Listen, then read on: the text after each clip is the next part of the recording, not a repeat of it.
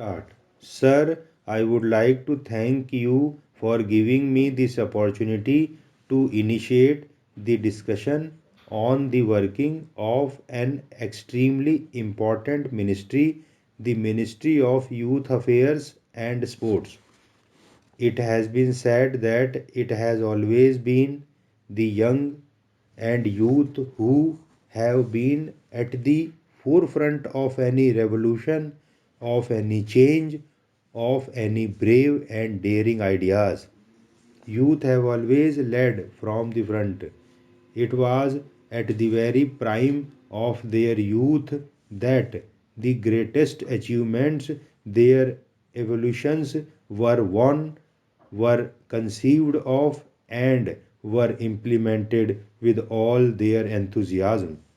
Thus, our greatest investment and our most anxious efforts have to be directed towards the enormous potential of the youth of our country. We have to invest in their education, employment, health, recreation, sports, art building up of scientific temper, civil values, and above all, sir, instill in them a very deep sense of patriotism, a love for our country, secular values, unique diversity, our civilizational and humanistic ethos. If we do it successfully, sir, we can rest easy in the knowledge that nation building will be constructive and the future safe in the hands of good, dynamic, and very mature citizens. Sir, an important issue that I would like to raise at the very beginning is to bring to the notice of the House something which all of us are very well aware of. India is on the threshold of a unique demographic dividend with persons in the age group of 15 to 35 years comprising more than 45% of the nation's total population. In 2010, sir, the average age of our population will be 25 years as opposed to 45 years in Japan, 38 in Korea, and 34 years in China. According to international reports and surveys, our working age population is projected to increase from 781 million, which is 64% of the total population in 2010, to 916 million, which is 67% of the total population in 2020. Sir, the projected addition of 135 million new young people to the workforce in just one decade has important policy implications for our country's economic competitiveness and social stability. This is demographic dividend which we can use to convert our nation from the great power what it is today to become the greatest power in the world. But at the same time, we just always remain conscious of the fact that these young people, this demographic dividend that we have in our country today is properly nurtured. We should focus upon their education, their employment, their nation building skill, their health, their nutrition, and convert them into a tremendously potent force that will make our country the greatest power in the world. Sir, demographic transition is experienced by every country and it is usually in three stages, and in the second stage in which India finds herself today is the most useful. Therefore, sir, we have to design policies. The entire nation has to design policies to take advantage of this demographic phase and contribute to the economic growth of the nation and also to contribute to various other sectors of development in our country. This is the opportunity, sir. If we do not seize the moment now, today in 2010, the opportunity will be lost forever and we will not get benefit of our tremendously potent demographic dividend. It is absolutely vital to remember that the benefits of this demographic dividend are not automatic.